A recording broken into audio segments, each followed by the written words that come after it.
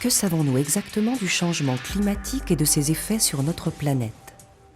Au cours des 50 dernières années, les scientifiques ont accumulé des connaissances sur le fonctionnement des écosystèmes marins et sur la manière dont ils réagissent aux modifications du climat. Il est aujourd'hui essentiel de mieux comprendre les changements actuels et d'essayer de prédire ce qui va se passer dans les 50 prochaines années. Relever ce défi est le principal objectif de chercheurs de plus de 20 pays. Soutenus par la Commission européenne, ils ont rassemblé leurs efforts et leurs expertises au sein du réseau Eurocéan.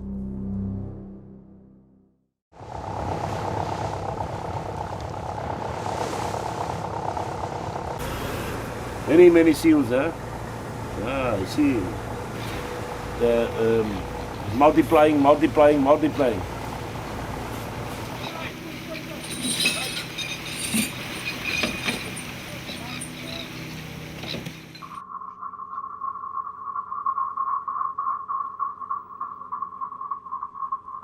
Nous sommes à 15 milles de Cape Town, sur la côte ouest de l'Afrique du Sud.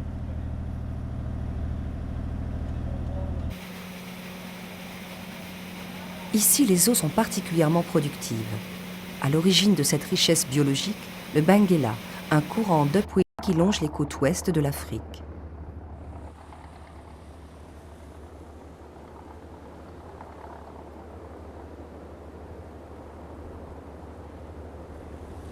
Dans cette région, des forts vents côtiers généralement saisonniers, combinés au relief sous-marin, poussent les eaux chaudes de surface loin des côtes, faisant ainsi remonter des profondeurs des eaux froides riches en éléments nutritifs.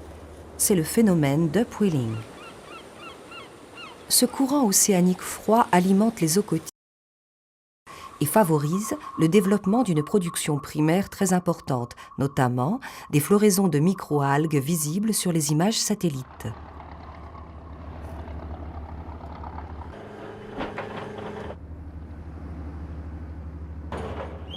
C'est là que des millions de tonnes de poissons pélagiques trouvent leur nourriture.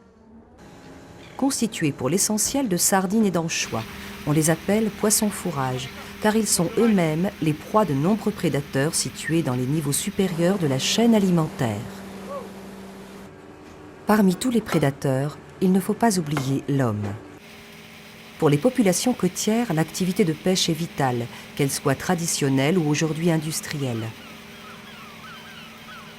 Mais il arrive, certaines années, que sardines et anchois se raréfient dans ces eaux pourtant très fertiles.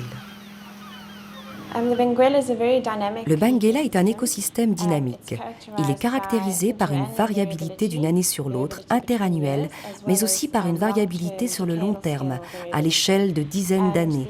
Et ce type de variabilité a des implications majeures sur les petits poissons pélagiques, comme les anchois et sardines, mais également sur le reste de l'écosystème. La variabilité est due en grande partie à des facteurs environnementaux tels que les fluctuations de vent et de température. La variabilité sur le long terme, quant à elle, est générée par des perturbations environnementales globales. La vie du Benguela n'est pas un long fleuve tranquille. Ses humeurs auraient des incidences sur les pêcheries. Des chercheurs d'Afrique et d'Europe s'appliquent par une approche plus globale, écosystémique, à mieux comprendre son fonctionnement à travers ses différentes composantes. La gestion des pêcheries s'est faite en considérant les stocks indépendants les uns des autres. On gère par exemple le stock de morue ou le stock de harengs ou de sardines.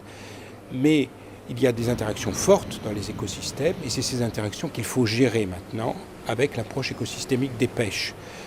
Cela pose bien évidemment des problèmes de durabilité de l'exploitation, mais aussi des problèmes de conservation d'espèces qui ne sont pas exploitées dans l'écosystème, comme par exemple les oiseaux marins qui se nourrissent des anchois ou des sardines que, par ailleurs, on exploite parfois fortement. Il arrive que l'action de l'homme puisse conduire à des situations paradoxales et inattendues. Direction l'île Malgace, à 100 km au nord du Cap. Ce caillou désertique situé à quelques milles de la côte ne ressemble pas aux autres. il est quasiment recouvert par plus de 140 000 fous du Cap qui s'y regroupent pour nicher. Ces oiseaux marins apprécient le climat sec, chaud et venteux de l'île. La poussière de guano recouvre tout. Le vacarme est incessant. Seule présence humaine autorisée une fois par mois, quelques scientifiques qui viennent étudier cette population bruyante, protégée et pourtant menacée.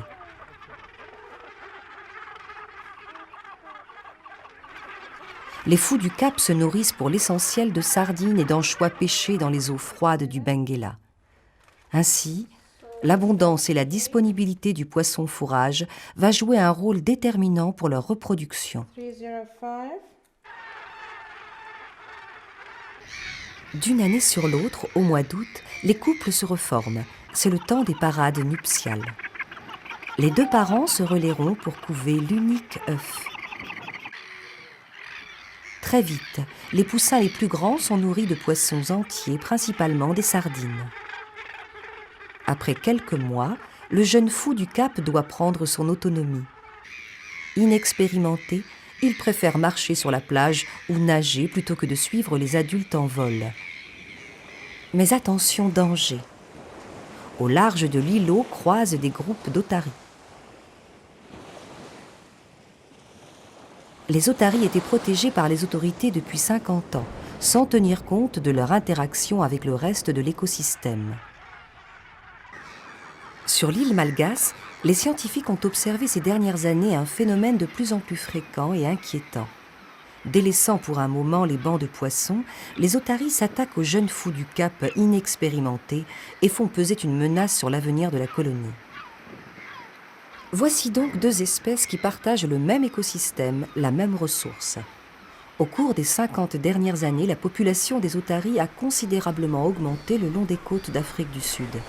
Dans le même temps, celle des fous du Cap a baissé de 20%. La prédation des fous du Cap par les otaries sur l'île Malgace souligne le besoin d'adopter des mesures de gestion des stocks de poissons et des autres ressources marines qui prennent en compte l'ensemble de l'écosystème.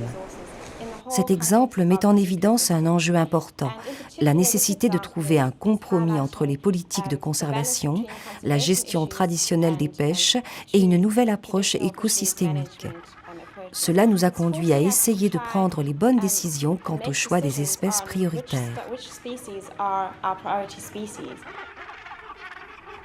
Aujourd'hui, sur l'île Malgace, les autorités sud-africaines ont pris la décision d'abattre les otaries en surnombre pour protéger les fous du Cap. Actuellement, 60 à 70% des stocks mondiaux de poissons sont surexploités. Nous devons donc essayer de trouver des approches alternatives pour gérer ces stocks. L'approche écosystémique des pêcheries s'appuie sur un équilibre entre des exigences écologiques et socio-économiques. Beaucoup de populations dans le monde dépendent de la pêche comme principale source de revenus. On peut alors se demander si nos écosystèmes marins sont exploités dans un esprit de développement durable. Par ailleurs, quelles sont les conséquences écologiques de notre pêche sur les stocks de poissons au regard des autres composantes de l'écosystème ? Les scientifiques combinent l'ensemble des données passées et présentes, qu'elles soient physiques ou plus largement écosystémiques. Les modèles intégrateurs qui en découlent permettent de suivre l'état de santé du milieu. Le challenge pour le futur, c'est de coupler ces deux types de modèles, c'est-à-dire de mieux comprendre lorsque l'on va changer la physique des océans, par exemple dans un contexte de changement climatique global, quelle va être l'incidence sur les poissons, sur les mammifères marins ou sur les oiseaux. Donc ces modèles nous serviront à mieux comprendre l'impact des changements globaux sur le vivant.